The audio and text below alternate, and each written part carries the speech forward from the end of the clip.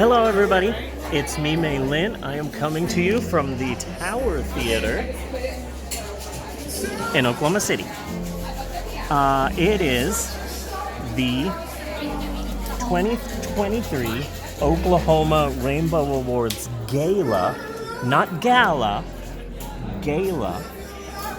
And here's all the people performing, and who's that beautiful woman right there?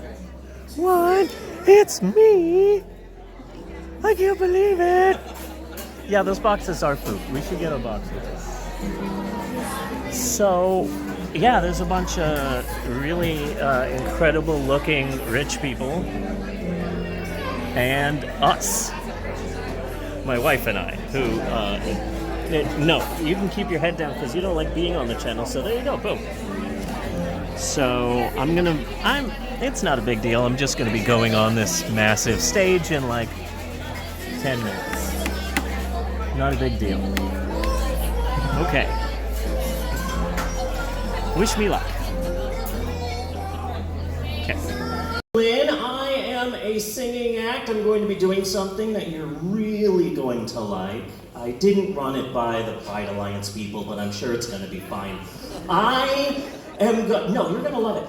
I am going to be singing every song the Beatles ever recorded, including the German. But trust me, when you hear my Komm, gib mir deine Hand and my Sie lieb dich, not a dry eye in the house, okay? Not a dry eye. Now you might be wondering, hey, May Lynn, where'd you get that wonderful dress, yeah? Yeah, and it's a Gucci dress. It's $900, and it was not 1995 in the lingerie section of Spirit Halloween. I don't know how these rumors get started.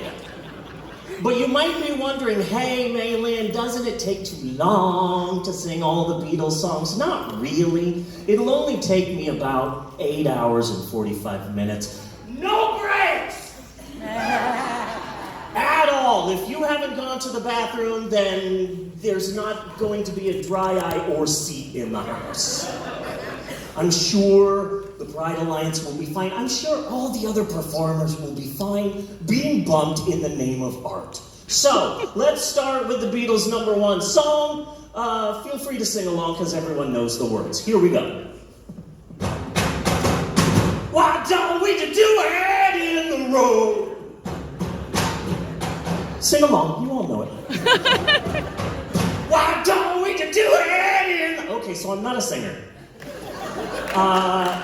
You all seem fairly smart. I don't think I need to tell you that, but I'm not a singer. I'm a storyteller. I've got some books here. I am going to be treating each and every one of you like you are 6 years old. Now, how many 0 to 5-year-olds are in the audience? Show of hands or binkies. Now, I can't see any of you, so 1, 2, 3, 4, 5, 6, 7, let's say 40. Congratulations, you just got a promotion. You're 6 now. However, I think some of you might be a little bit older than 6, so I hope that you don't get butthurt about it, because have you seen the news lately? There's a lot of people out there that need to be treated like they're 6 years old. And they're all making our laws. It is crazy. But storytelling is a powerful thing. You want to know how it's a powerful thing? I'm pretty sure that if I just picked up a book in Florida, I would get the electric chair. So, I am going to be reading you guys a story. It's important to read stories. It's important to do this sort of thing, and this is something that I can do. So, let me tell you a little bit about myself. My name is May Lynn. I have a YouTube channel, Storytime with May Lynn, and I read stories. And if you go to it, oh, there's May Lynn, and she's all pretty, and she's all funny, and she's doing all these little things. But if you keep looking on my YouTube channel, eventually you'll find a slightly overweight, cheech-mustachioed Mexican man. That was Steve. That was Mr. Steve. I used to be a storyteller named Mr. Steve, and I did story times for 21 years across 3 states, and I did over 500 live performances, and I made a name for myself, and I performed at bookstores and churches and mosques. I performed at a candy store where 5 people showed up. I performed at pizza places, restaurants. I performed at an 80-year-old woman's birthday party in her mansion. And I was so excited, but then, oh, look at that. She just invited her 4 adult kids. So it was me and 5 people in a mansion, and I went all out for my story time, and then afterwards, I went to go pet their dog. It almost bit my arm off. So am I available for birthdays? Yes, but if there are animals, it is extra. It is extra. But then in 2021, I started transitioning, and oh, would you look at that? Suddenly all of my story time and live performances have disappeared because no one wants a trans woman to read to their kids. And I lost my own voice, and that is a bad thing to happen. And then one day, I was on Facebook, because I'm old, and I see that there's auditions for OKC Pride Fest at Scissortail Park here in downtown Oklahoma City, Oklahoma. I doubt any of you know professional wrestling, but that's called a cheap pop. When you say the name of the... Yeah, I might do a couple more of those. So, and I saw that there were open auditions to perform on the main stage at OKC Pride Fest, and I said, are there legitimately any kids in here right now? Are there legitimately any kids? Okay, great. So I was high. Legally, I have a card. And I saw that there were open auditions, and I said, oh, I would love to audition, but I'm not a dancer, I'm not a singer, what am I going to do? Read a kid's book on stage at Pride Fest? But I was high enough to do it.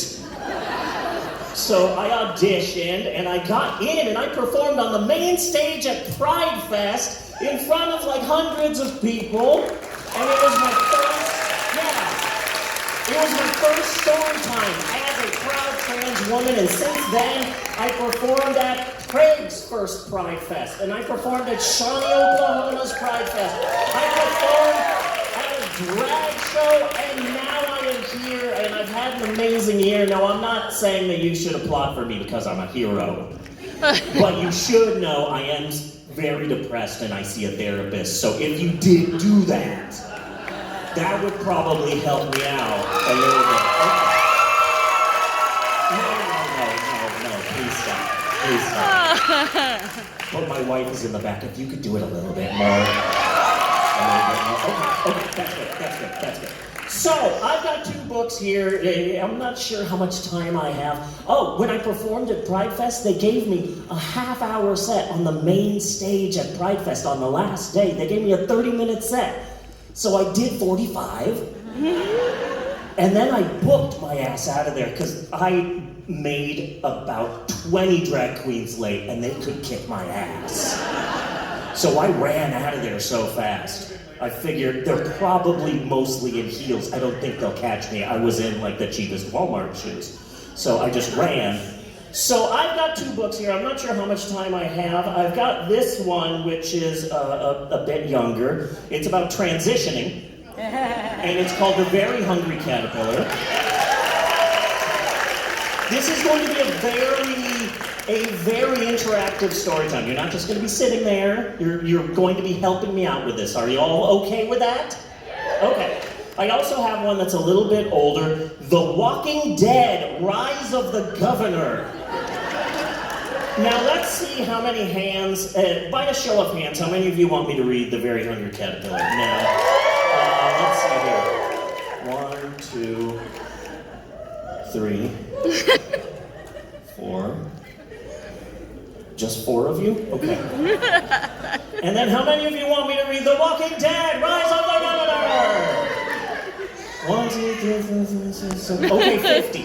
So, okay, fine. We're going to read The Very Hungry Caterpillar by Eric Carley. I believe his name is Carl and the E is silent, but I believe that all letters matter. I don't believe in letters being silent. What? Are they victim letters? All letters matter. Eric Carley. So we're going to read this book. You have probably heard this book a bajillion times, but you've never heard it the way that I say it. And also, keep your third eye open, because this is about transitioning, okay? We're going to talk about it at the end. The Very Hungry Caterpillar. Has everyone put their listening ears on? Has everyone put their paying attention knees on? What about your watching May Lynn shins?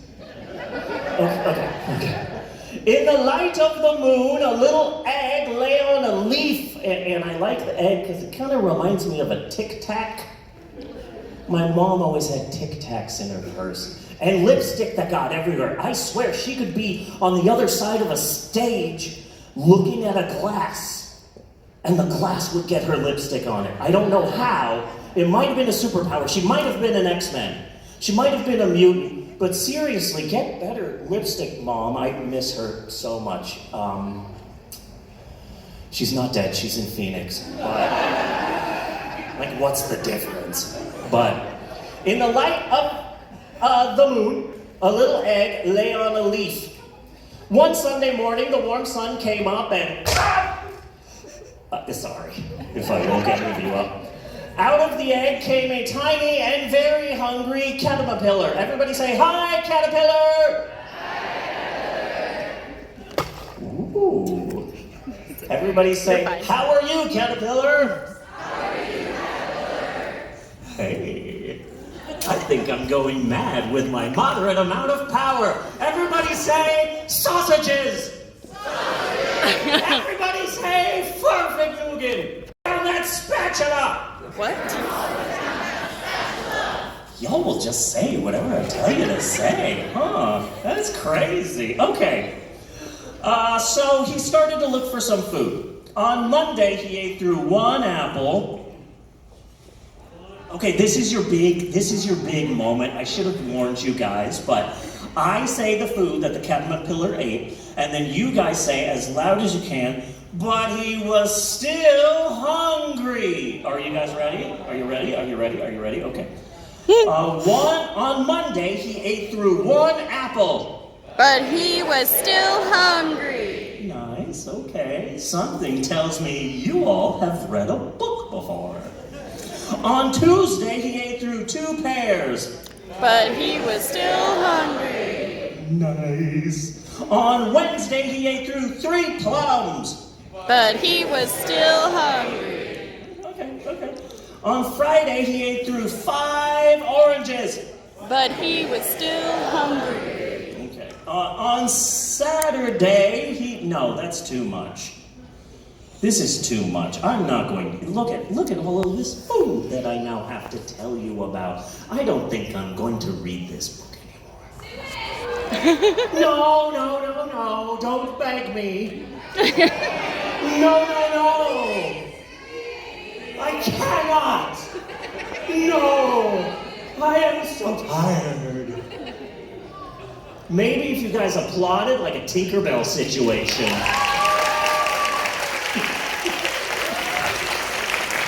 I'm just trying to get applause because I didn't see my therapist this week, so that actually does help me out and saves me money, so thank you. On Saturday, he ate through...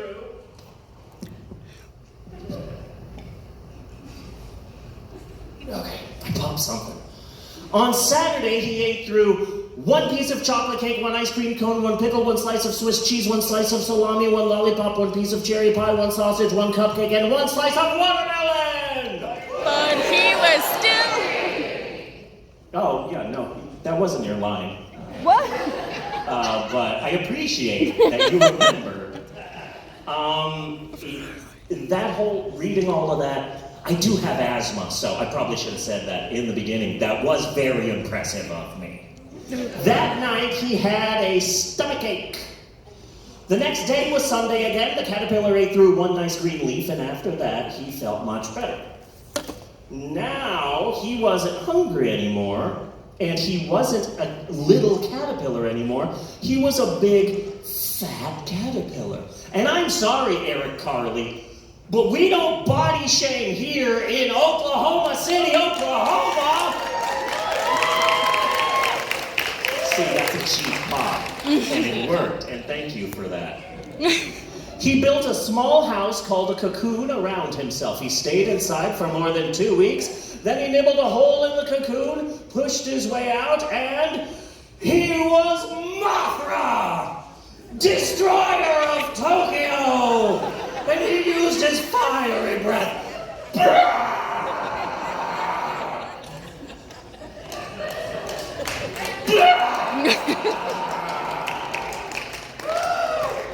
How much Godzilla do you know? Okay, I'm gonna do this bit anyway. And then 2 twin fairies appeared. You guys don't know Godzilla that much. It's fine, I'm gonna move on. He was a beautiful butterfly, and that's the end of that story. There's a reason why I read that story, and it's very important to me. I really want to say this, I can't stress this enough, how important this is to me. I was a caterpillar for 40 years. Just crawling on the floor, not bothering to look up at the sky. I was just crawling on the floor. And in my 40s, I became a butterfly. And now I'm so happy. And I can look at myself in the mirror and not puke. And I can love myself and I can treat myself good because I'm finally being the person who I always wanted to be inside. I am a butterfly and I am flying and I love it. It is the greatest feeling in the world.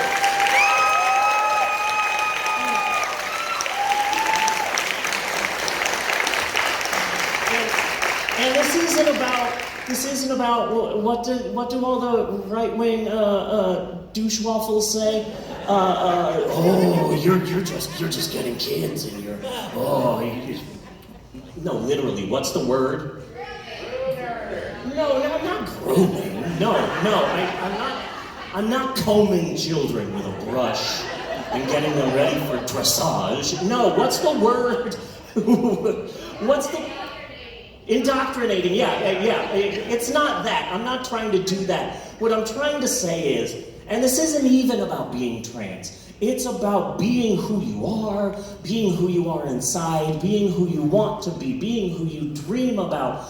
You can be butterflies. And I want to say this, and I want to end my set with this, because I strongly feel that if someone had told me that I could fly, when I was in my teens or my 20s or my 30s. I love who I am right now, and I'm happy.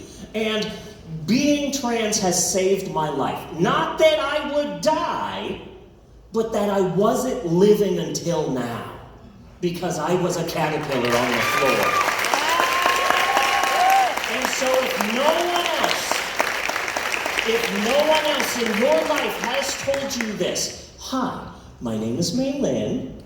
I have been happily married for 18 years to a woman. We have 5 kids. Each kid is wonderful in how they make us go insane. And I have a wonderful, wonderful life. And let me tell you, you can fly. You can fly higher than you ever thought possible. You just need the courage to be yourself. And I know, being trans right now, yeah, that sucks. That sucks. When I realized I was trans, there was 20 minutes of euphoria and then 2 hours of crying. Because it's like, the timing sucks on this. Oh man, now every time I need to go to the bathroom at Walmart, I'm putting my life on the line. Yay! But it's worth it, and you can do it, and it's not too late. Just look at me. I started flying at the age of 40, and you can fly. Each and every one of you can fly. You just need to believe in yourself. Anyway, my name is May Lynn. That's been my time. Thank you very much.